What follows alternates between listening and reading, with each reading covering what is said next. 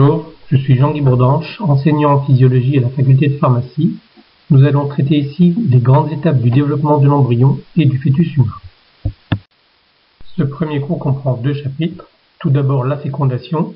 Nous aborderons la reproduction sexuée qui implique les gonades. Ces gonades produisent des spermatozoïdes chez l'homme, les ovules chez la femme. L'ovule fécondé donnera le zygote qui va se développer. Nous aborderons ensuite la première semaine de développement, dite préimplantatoire, qui aboutit à la formation du blastocyste. La reproduction sexuée humaine est assurée par des individus adultes, l'homme et la femme. Ces individus sont diploïdes, c'est-à-dire qu'ils possèdent un double lot de chromosomes. La reproduction sexuée implique une lignée cellulaire dite germinale. Cette lignée est produite au niveau des gonades, le testicule chez l'homme, l'ovaire chez la femme. Ces cellules germinales subissent une division par deux du nombre de leurs chromosomes lors de la méiose pour donner des cellules haploïdes appelées les gamètes. Ces gamètes sont les spermatozoïdes chez l'homme, les ovocytes ou ovules chez la femme. La fusion du spermatozoïde avec l'ovule lors de la reproduction sexuée donnera un zygote diploïde. Ces gonades assurent en fait deux fonctions. Une fonction exocrine, c'est-à-dire la production de gamètes que nous venons de voir, et une fonction endocrine, c'est-à-dire la production d'hormones. Ces fonctions sont intriquées et contrôlées par l'hypothalamus au niveau du système nerveux central, qui produit un petit peptide, la gonadolibérine ou GnRH. Cette gonadolibérine stimule la production par l'hypophyse des stimulines hypophysaires, la FSH, folliculostimuline, la LH, lutéostimuline.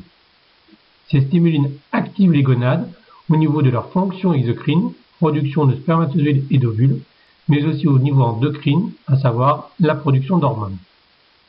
Ces hormones sont principalement des stéroïdes sexuels. Ce sont la testostérone, produite par le testicule chez l'homme, l'estradiol et la progestérone, produite par l'ovaire chez la femme. Ces stéroïdes modulent la fonction exocrine. Ils influent également la sphère génitale, principalement l'endomètre utérin chez la femme. Enfin, ils exercent un rétrocontrôle au niveau de l'hypothalamus et de l'hypophyse, contrôlant ainsi la production de gonadolibérine, de FSH et de LH. Les spermatozoïdes sont de petites cellules allongées, constituées d'un flagelle qui assure leur mobilité et d'une tête qui renferme le noyau avec le matériel chromosomique. Cette tête est recouverte par la vésicule acrosomique qui sera impliquée dans l'interaction avec l'ovule. Ces spermatozoïdes sont produits au cours de la spermatogénèse par les testicules au sein des tubes séminifères à partir de cellules germinales souches, les spermatogonies. Les spermatozoïdes gagnent ensuite l'épididyme où ils maturent et deviennent mobiles.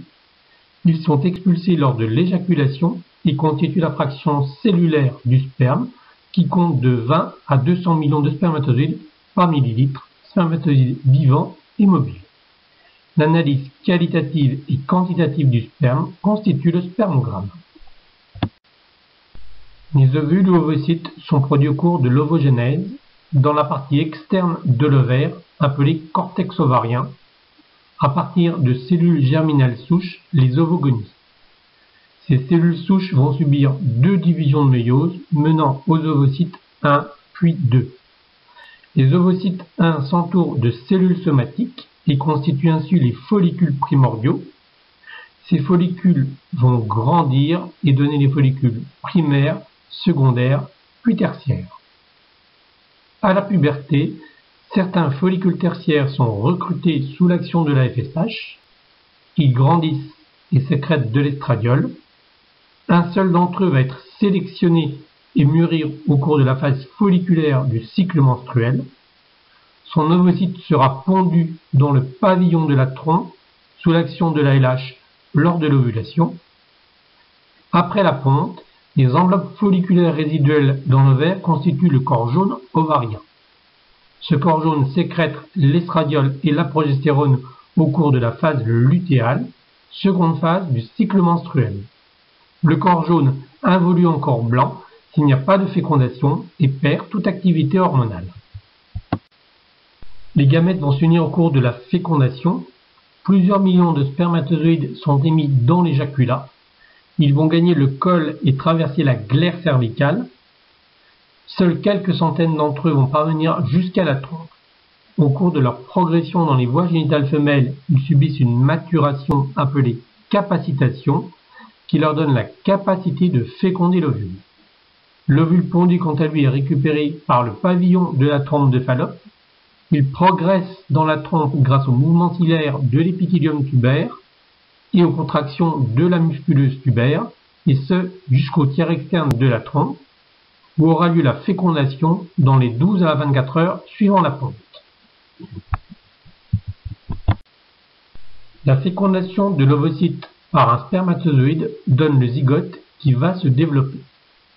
Le développement se date soit en semaine d'aménorrhée à partir de la date des dernières règles, soit en semaine de développement ou de grossesse à partir de la date de fécondation, c'est-à-dire 15 jours après la date des dernières règles. La grossesse dure 38 semaines jusqu'à la naissance, selon des étapes bien définies et de durée variable. Les 8 premières semaines de développement correspondent au développement de l'embryon. Elles sont suivies par le développement du fœtus qui débute à la 9e semaine et s'étend sur les 30 dernières semaines de grossesse. Le développement de l'embryon comprend 2 phases. Une première phase d'embryogénèse sur les 4 premières semaines de développement. Elle est caractérisée par des divisions successives. C'est la segmentation qui mène à des groupes de cellules grossièrement organisés. Ces groupes de cellules présentent des mouvements coordonnés. C'est la gastrulation qui aboutit au feuillet embryonnaire. Débute alors la phase d'organogénèse qui commence à la 5e semaine de développement et s'achève avec la 8e semaine. Elle est caractérisée par des processus de différenciation cellulaire et d'histogénèse. Les organes vont s'élaborer à partir des feuillets embryonnaires. On parle d'organogénèse. L'embryon prend sa forme extérieure. On parle de morphogénèse. Débute alors la phase fœtale. La phase de développement fœtal est beaucoup plus longue que celle du développement embryonnaire. Elle s'étend de la 9e semaine de développement jusqu'à la naissance. La croissance fœtale est prise en charge dès la fin du premier trimestre par le placenta. Cette croissance est une croissance staturale qui est maximale au second trimestre et pondérale qui elle est maximale au 3e trimestre. À la naissance, le nouveau-né pèsera environ 3 kg et mesurera environ 49 cm. S'il naît avant terme, on parlera de naissance prématurée. La première semaine de développement du zygote est dite préimplantatoire, car elle précède l'implantation dans l'utérus. Elle se déroule dans la trompe et associe 2 phénomènes simultanés, une migration dans la trompe en direction de l'utérus et une division-segmentation cellulaire.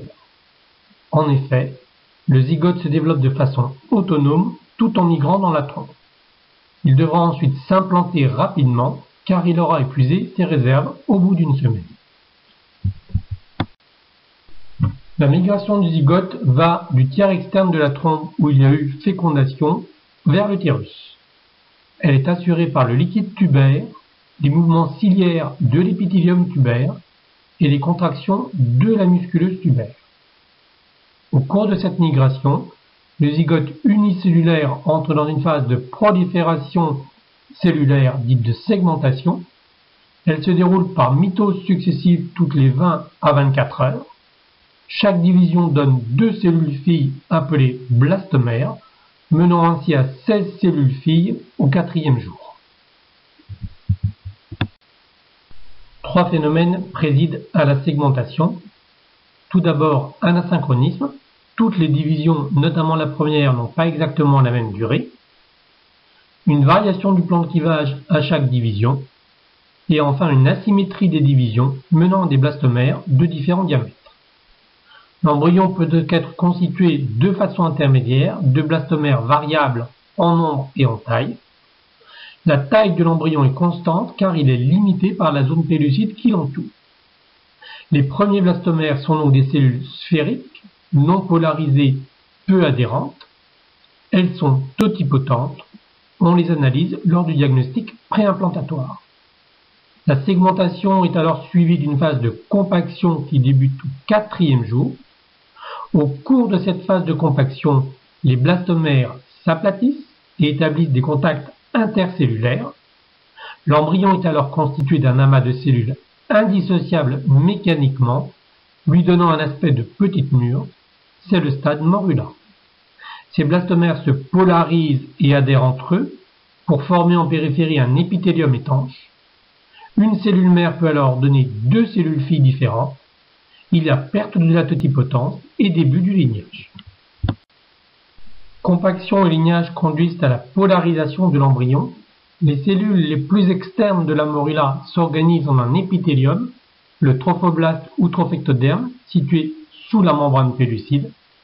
Les cellules les plus internes s'organisent en une masse cellulaire interne. Simultanément, au 5e jour, une cavité liquidienne, le blastocèle, se forme au sein de la morula. On atteint alors le stade de blastocyste. Ce blastocyste a gagné la cavité utérine. Il va se libérer de la membrane pellucide par activation des enzymes du trophoblaste et augmentation de la pression dans le blastocèle. C'est l'éclosion ou hatching. Nous sommes maintenant à la fin de la première semaine de développement. Le zygote a atteint la cavité utérine et s'est libéré de la zone pellucide. Lors de la deuxième semaine de développement, le blastocyste va s'apposer, adhérer et s'enfouir dans l'endomètre maternel si ce dernier est réceptif. C'est la phase d'implantation et de nidation. Le zygote prend alors l'aspect d'un disque constitué de deux feuillets. On parle d'embryon didermique. La troisième semaine de développement est caractérisée par la mise en place d'un troisième feuillet au cours de la gastrulation. Ces trois feuillets mèneront à l'ensemble des dérivés embryonnaires. À la fin de la troisième semaine vont s'ébaucher l'appareil circulatoire et le système nerveux. Arrivé dans la cavité utérine, le blastocyste qui a épuisé ses réserves doit s'implanter pour survivre et se développer. L'utérus est un muscle creux dans lequel s'abouchent les trompes. L'une de ses principales fonctions est de permettre l'implantation du zygote, puis le développement de l'embryon et du fœtus. Sa paroi est constituée d'une séreuse, d'une musculeuse, le myomètre, et d'une muqueuse, l'endomètre. Pour que l'implantation soit réussie, il faut donc une bonne synchronisation entre le transit et les divisions du zygote d'une part, et le développement d'un endomètre réceptif d'autre part. On parle de fenêtre d'implantation. L'implantation s'effectue généralement dans la paroi supérieure postérieure de l'utérus. Lorsqu'elle s'effectue de façon pathologique en dehors de l'utérus, par exemple dans la trompe, on parle de grossesse extra-utérine.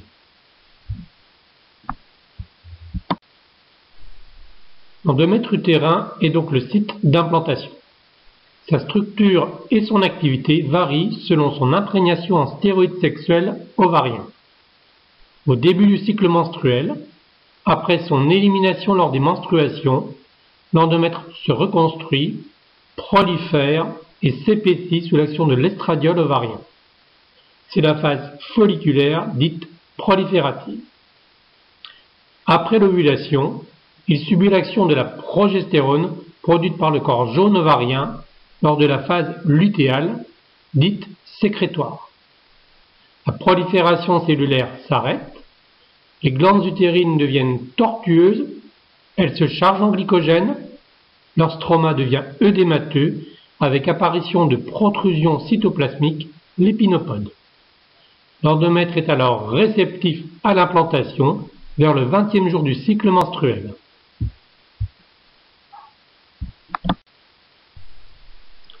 L'implantation commence par une apposition du blastocyste au 6e jour de développement. Le blastocyste, libéré de la membrane pellucide, entre alors en contact avec l'endomètre via le trophoblaste.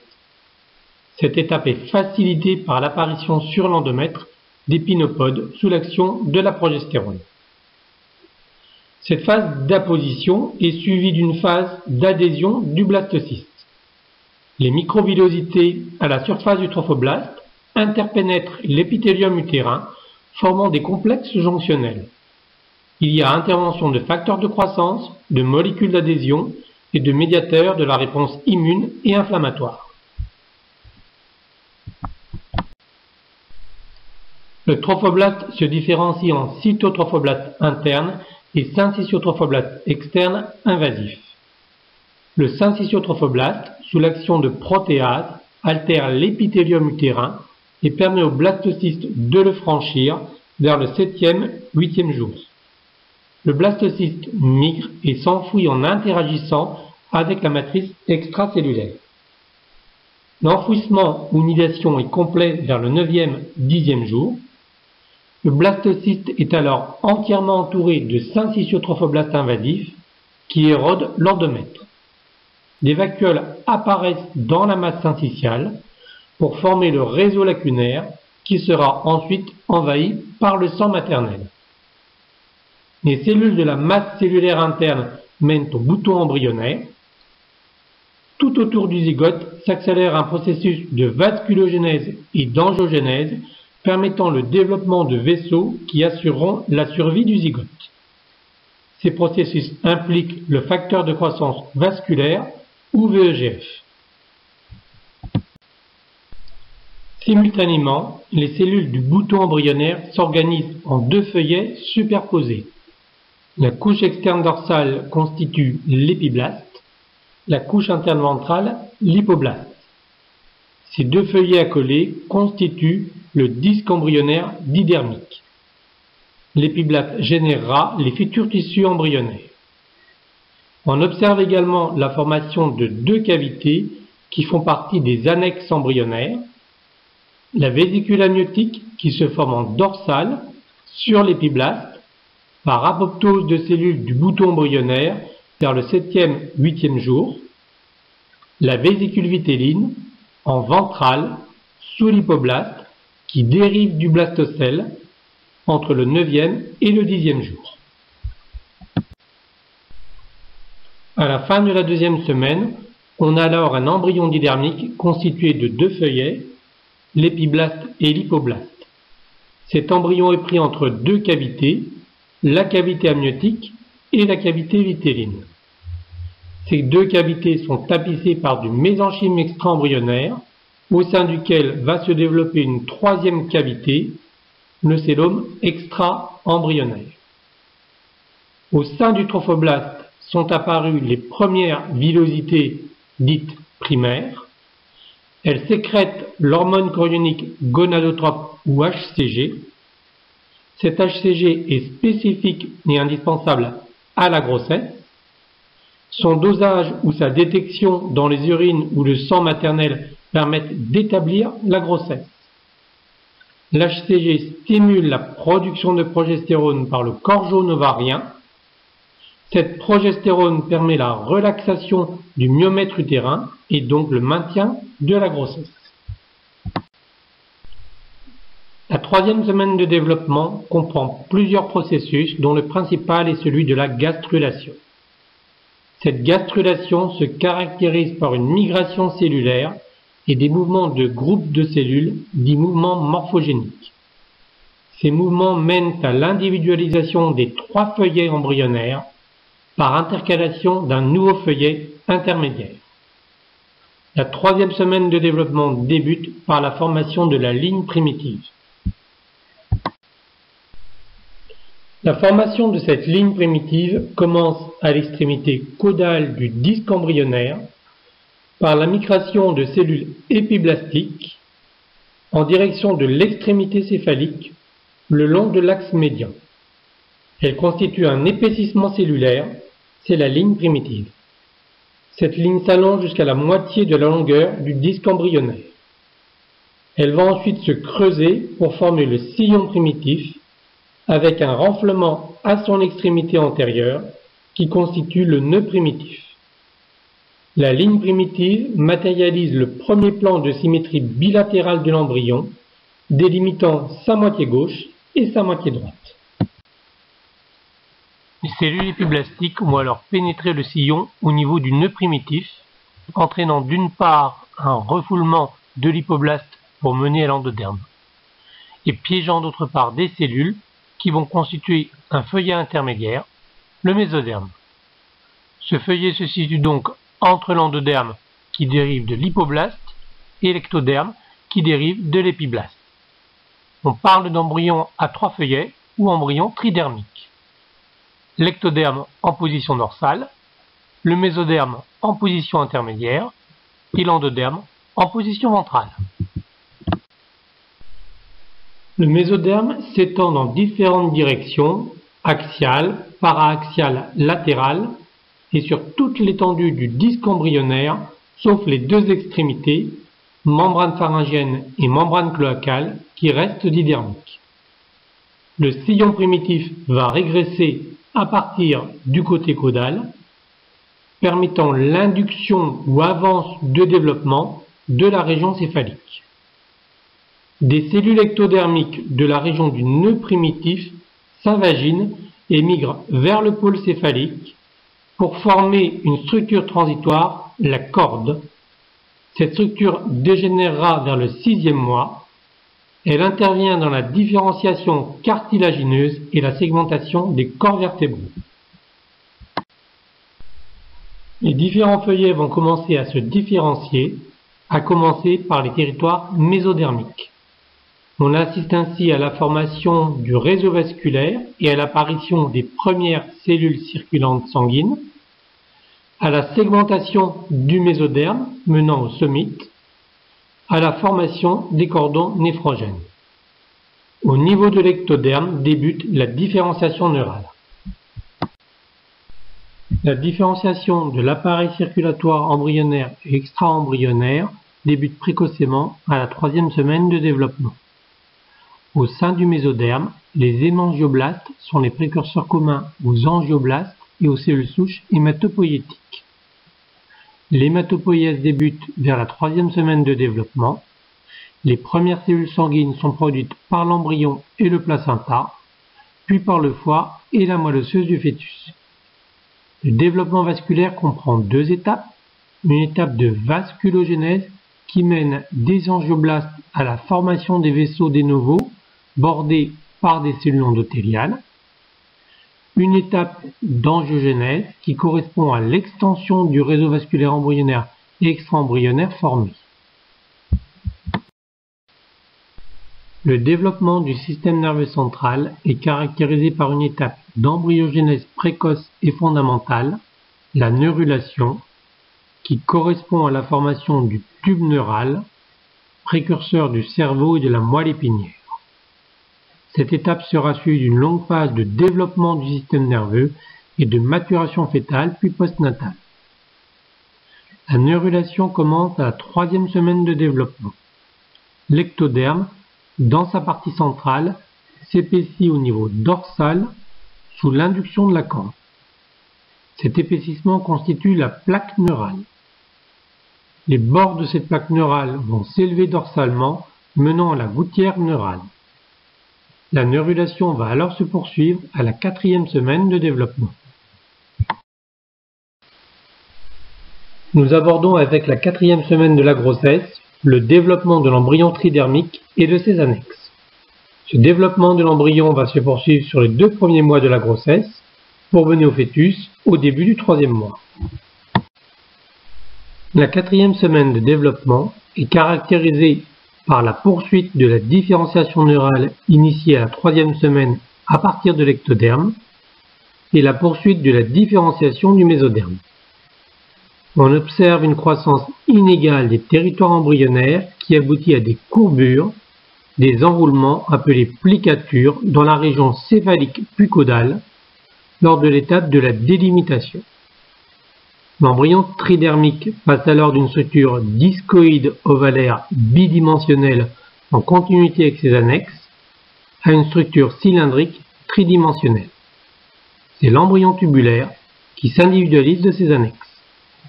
À partir de la 5e semaine, chaque feuillet se différencie et s'organise pour mener aux organes.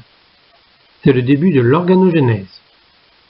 L'embryogénèse s'achève à la fin du 2e mois. Commence alors le développement fœtal. Nous adopterons le plan suivant. En un premier temps, nous aborderons la 4e semaine de développement, caractérisée par la poursuite de la différenciation neurale, avec l'étape fondamentale de la neurulation, ainsi que celle de l'évolution des crêtes neurales. La poursuite de l'évolution du mésoderme avec la segmentation du mésoderme paraaxial au cours de la somitogénèse.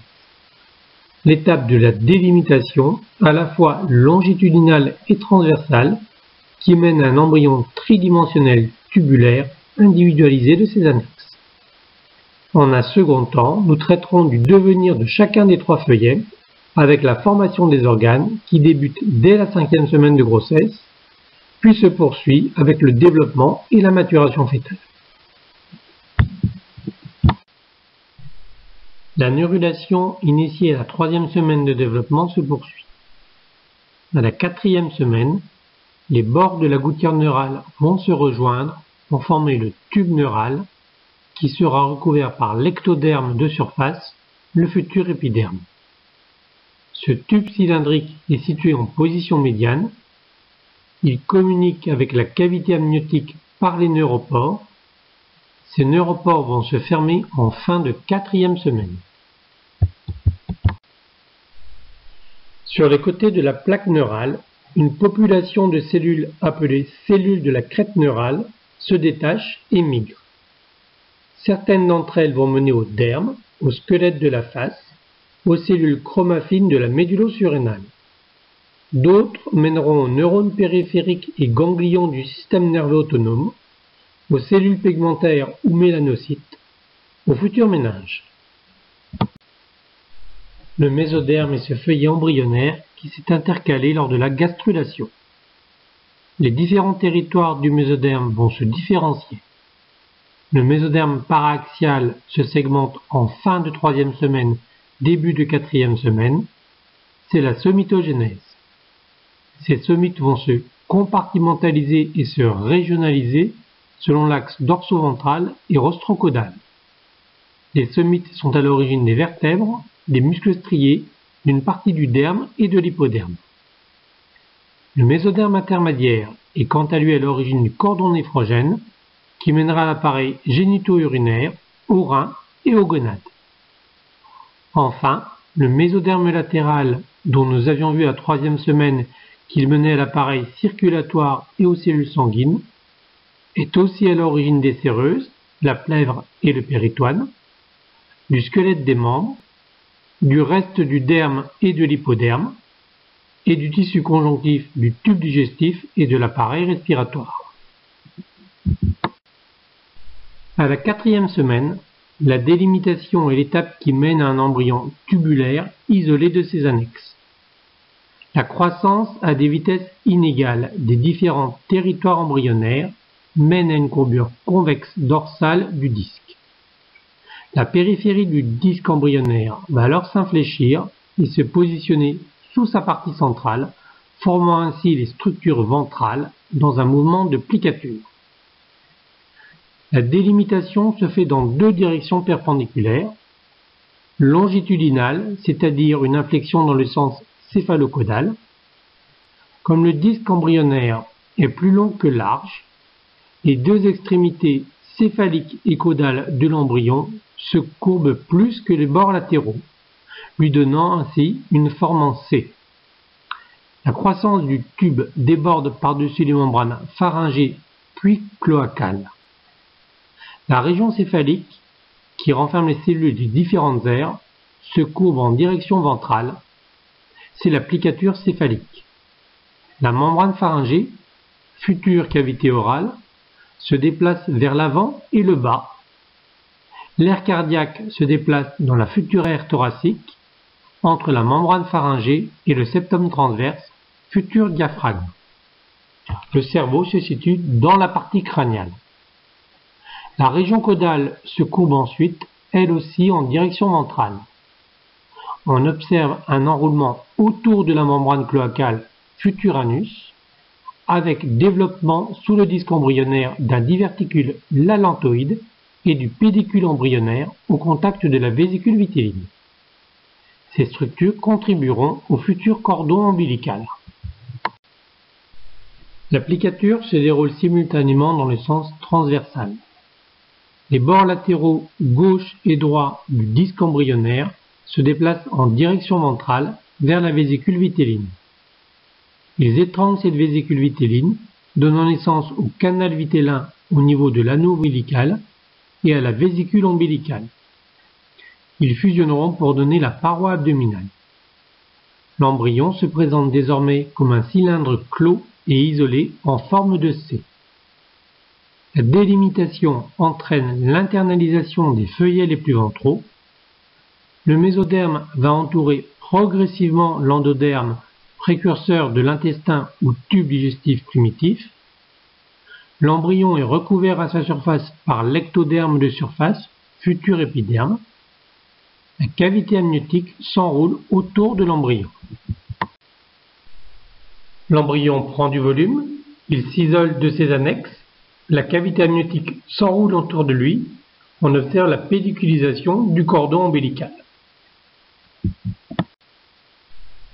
Voici une vue de l'embryon vers la fin du premier mois. À partir de la 5e semaine de développement, les feuillets se différencient et s'organisent pour mener aux organes. C'est le début de l'organogénèse. Ainsi, l'ectoderme mène principalement au système nerveux, à l'épiderme et aux annexes cutanées. Le mésoderme est à l'origine de l'appareil cardiovasculaire, de l'appareil musculo-squelettique, du derme, de l'hypoderme, du rein et des gonades, de la plèvre, du péritoine et du tissu conjonctif du tube digestif de l'appareil respiratoire. Enfin, l'endoderme est à l'origine de l'appareil digestif, de l'appareil respiratoire et de la thyroïde. Voici une vue de l'embryon au 2e mois dans sa vésicule amniotique et entouré de la coque trophoblastique. À la fin de la 4e semaine, l'embryon a la taille d'un grain de blé. À la 5e semaine, le cœur, les bourgeons des membres supérieurs puis inférieurs, les futures mâchoires commencent à se former. Le fœtus mesure 5 mm, son cœur bat, son futur cerveau et son cordon ombilical se développent. Les reins se développent en 3 temps. Tout d'abord, la formation de 2 structures transitoires qui vont régresser, le pronéphros et le mésonéphros, puis le rein définitif ou métanéphros, qui se développe à partir de la 6e semaine de développement. La néphrogénèse débute, le métanéphros produit l'urine fœtale, constituant majeur du liquide amniotique. À la 6e semaine, l'embryon mesure 12 mm. Ses membres et son visage, œil et oreille vont se différencier. On passe ensuite au stade fœtal au-delà de la 8e semaine. Voici une vue de l'embryon au 2e mois, avec sa tête, les bouches de l'œil, les bouches de l'oreille, le cou, les membres supérieurs, les membres inférieurs et le cordon ombilical. Une vue de face, la face se forme, ainsi que les extrémités.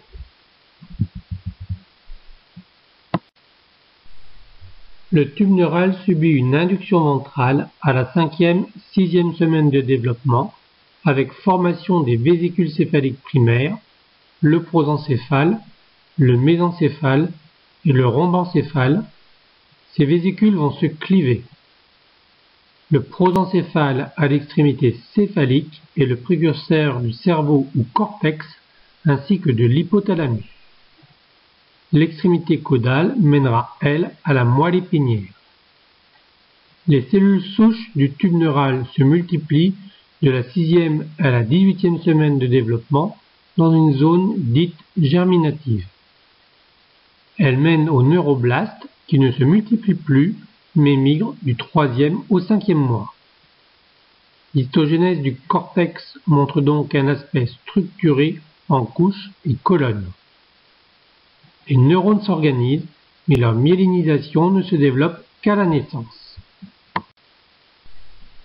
Le système circulatoire embryonnaire et extra-embryonnaire dont nous avions vu l'apparition à la 3e semaine de grossesse s'est développé. Les 2 tubes cardiaques initiaux donnent un organe à 4 cavités, le cœur, qui se structure et bat dès la 5e semaine de développement. Il présente sur le plan fonctionnel deux circuits parallèles, droite et gauche, avec trois shunts ou communications entre ces deux circuits, le ductus venosus, le foramen ovale, le canal artériel. La veine ombilicale transporte le sang oxygéné d'origine placentaire vers le fœtus. Le sang fœtal désaturé regagne, lui, le placenta par les deux artères ombilicales pour être épuré. La circulation pulmonaire est faible. L'organogénèse du tractus digestif, à savoir le tube digestif et ses annexes, le foie et le pancréas, débute vers la 4e semaine et se termine vers la 12e semaine de développement. L'endoderme mène à l'intestin primitif. Il comprend trois parties: l'intestin antérieur, précurseur du pharynx, de l'ésophage, de l'estomac et de la partie haute du duodénum; l'intestin moyen, qui mènera à la fin du duodénum, l'intestin grêle et une partie du côlon; enfin l'intestin postérieur menant à la fin du côlon et au rectum. La membrane pharyngienne, future cavité buccale, s'ouvre, ainsi que la membrane cloacale, futur anus, permettant la déglutition du liquide amniotique vers la 11e semaine. L'anus va s'innerver, se fermer, et le méconium s'accumulera alors dans le tube digestif. L'appareil respiratoire se développe suivant 5 stades. Tout d'abord, une ébauche embryonnaire laryngotrachéale à partir du tube digestif primitif à la 4e semaine. Le stade pseudo-glandulaire jusqu'à la 16e semaine avec mise en place de l'arbre bronchique par division dichotomique successive. Le stade canaliculaire jusqu'à la 26e semaine avec mise en place des acinies, unités fonctionnelles respiratoires, et différenciation des pneumocytes qui produiront le surfactant pulmonaire indispensable à l'adaptation postnatale. Le stade saculaire jusqu'à la 36e semaine avec multiplication des saccules terminaux et amincissement des septa. Et enfin le stade alvéolaire à partir de la 36e semaine. Nous allons aborder maintenant les annexes embryonnaires, principalement le placenta, et les pathologies du développement embryonnaire et fœtal. Ce dernier cours comprend deux parties. Une première consacrée aux annexes embryonnaires. Nous traiterons du cordon ombilical, de la cavité amniotique et du liquide amniotique. Nous insisterons sur le placenta, cet organe indispensable à la grossesse, de sa structure, de son développement et de ses fonctions. La seconde partie du cours sera dédiée aux anomalies du développement de l'embryon, on parle d'embryopathie, et du fœtus, on parle de fœtopathie. Nous verrons qu'elles ont deux grandes origines, endogènes, c'est-à-dire propres à l'embryon et au fœtus, ou exogènes, c'est-à-dire liées à l'environnement maternel. Nous dresserons enfin les grandes lignes de quelques pathologies principales du développement de l'embryon et du fœtus. On désigne sous le terme d'annexe toute structure extra-embryonnaire dérivée du zygote. Ces annexes évoluent au cours de la grossesse. Certaines ne seront que transitoires et vont disparaître, tandis que d'autres accompagneront le fœtus jusqu'à l'accouchement. 5 annexes extra-embryonnaires apparaissent ainsi au cours du développement. Ce sont, par ordre chronologique, le trophoblaste, puis la cavité amniotique, la cavité vitéline, le cellome extra-embryonnaire et enfin l'allantoïde. Il n'en reste que 3 à terme: la cavité amniotique, l'enveloppe de cette cavité, à savoir les membranes et le placenta, le cordon ombilical. Le cordon ombilical se constitue lorsque le pellicule embryonnaire, le canal vitellin et le cellome ombilical sont réunis par l'amnios vers la 8e semaine de développement. Le cordon va s'allonger et seul le pédicule embryonnaire va persister.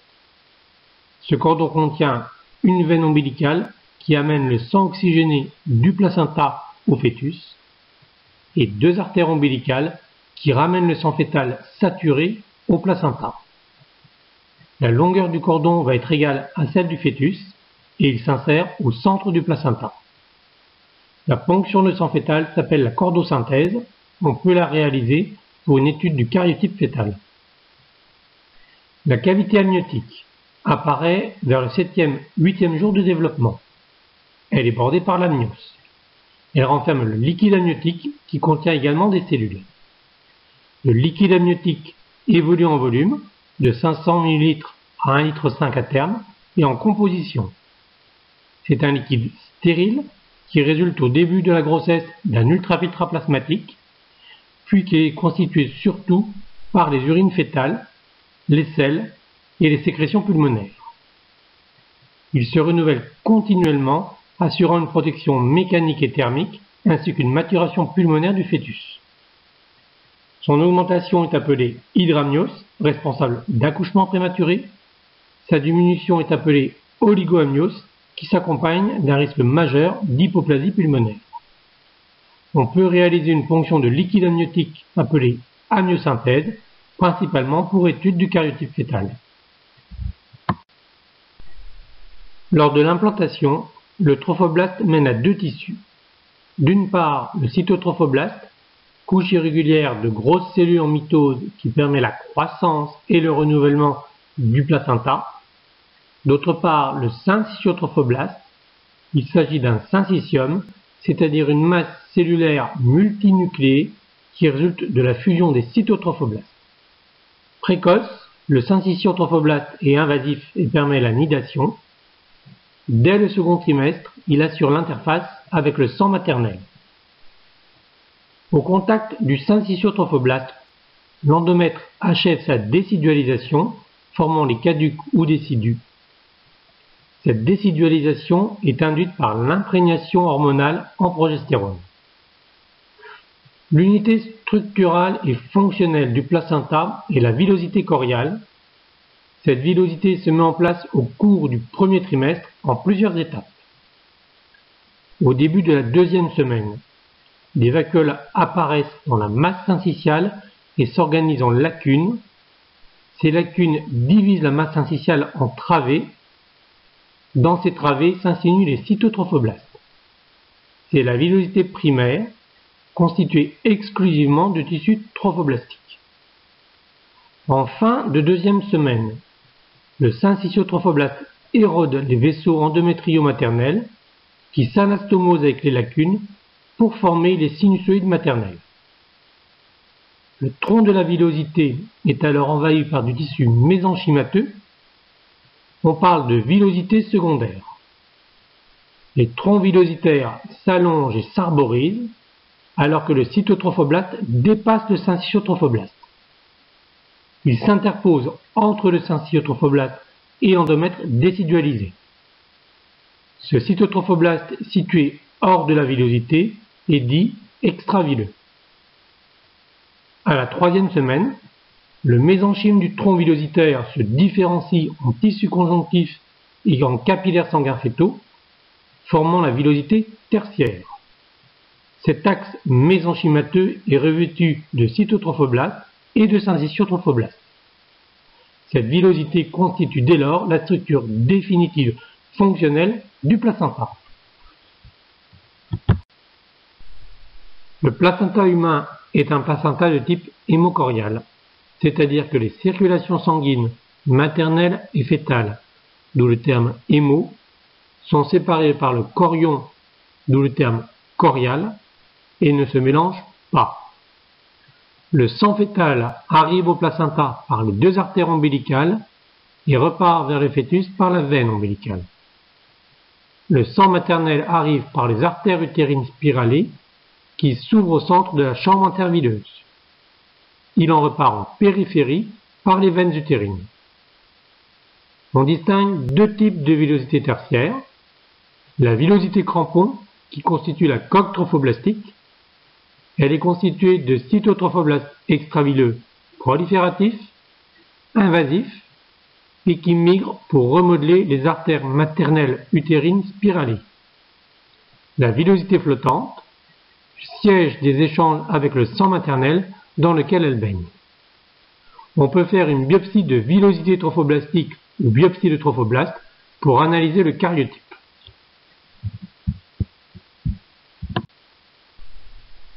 Le développement embryo-fœtal s'accompagne d'une redistribution des villosités placentaires. Ces villosités sont initialement réparties tout autour de l'embryon, formant la coque trophoblastique avec un aspect de boule chevelue. Au cours du 3e mois, les villosités choriales ne persistent plus qu'au niveau de la zone d'implantation face à l'aqueduc basilaire, constituant le chorion villeux. Au pôle opposé, les villosités dégénèrent menant au chorion lisse face à l'aqueduc réfléchi. La croissance de l'œuf entraîne la disparition de la cavité utérine. Les structures situées entre cette cavité et l'endomètre constituent les membranes dont la rupture entraîne la perte des os.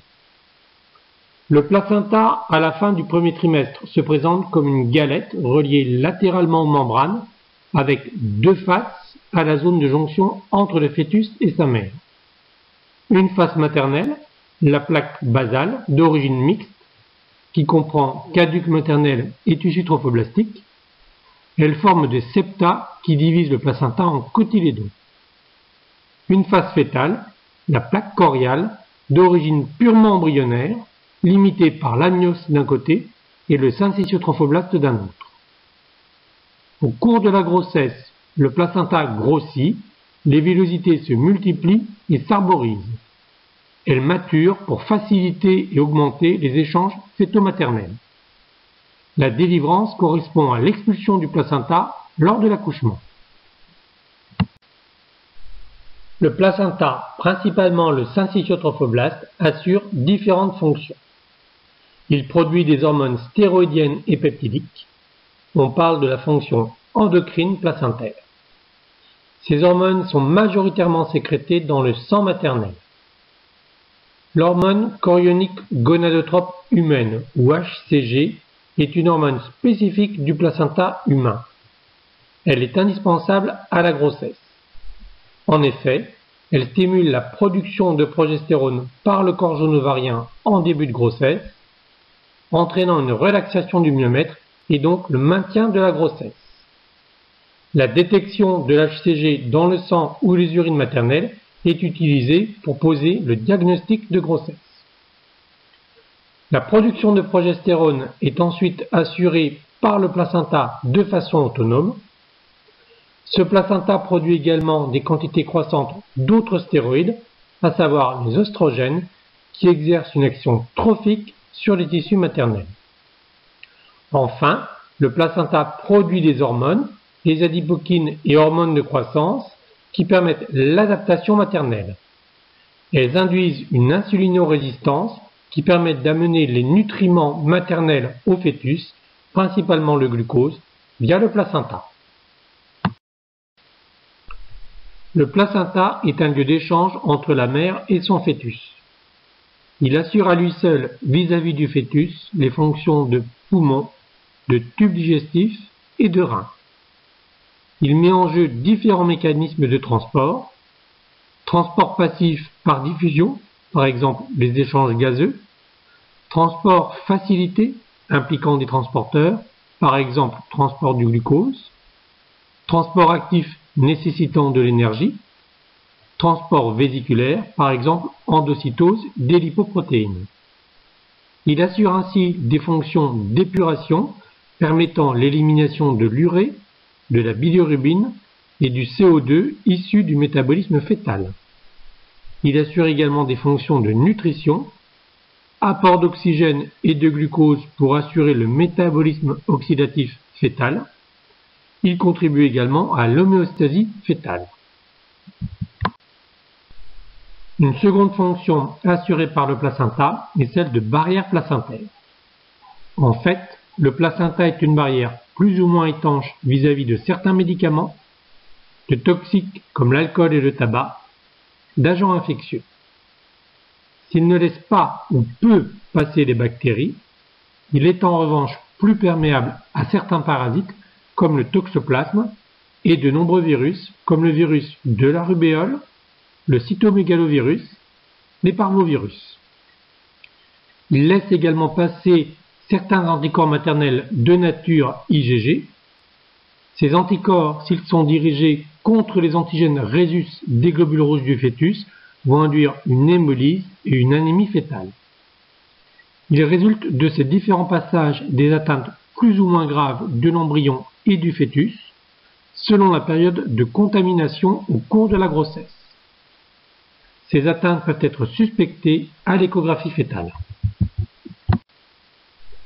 Les anomalies du développement au cours de la grossesse peuvent survenir précocement et engendrer une fausse couche, une embryopathie ou plus tardivement une fœtopathie. Une malformation est dite congénitale quand elle est observée à la naissance et qu'elle n'est pas héritée des parents. Elle peut être isolée ou associée à d'autres anomalies dans le cadre d'un syndrome malformatif. Il peut s'agir d'une agénésie, c'est-à-dire l'absence d'un organe, d'une structure comme un membre, d'une hypoplasie, c'est-à-dire un développement insuffisant, par exemple une hypoplasie pulmonaire. Si l'organe est mal localisé, on parlera d'ectopie, par exemple parce que la glande thyroïdienne est localisée sous la langue et non pas au niveau du cou. Enfin, il peut s'agir de lésions tissulaires qui mènent jusqu'à la destruction d'un organe. Ces lésions peuvent être létales et entraîner la mort du fœtus in utero, c'est-à-dire dans le ventre de sa mère. Ces anomalies peuvent être d'origine endogène, et elles sont alors dues au zygote lui-même. Ce sont des anomalies génétiques affectant soit le nombre de chromosomes, par exemple la présence d'un chromosome 21 supplémentaire dans la trisomie 21, soit la structure de ce chromosome suite par exemple à un remaniement.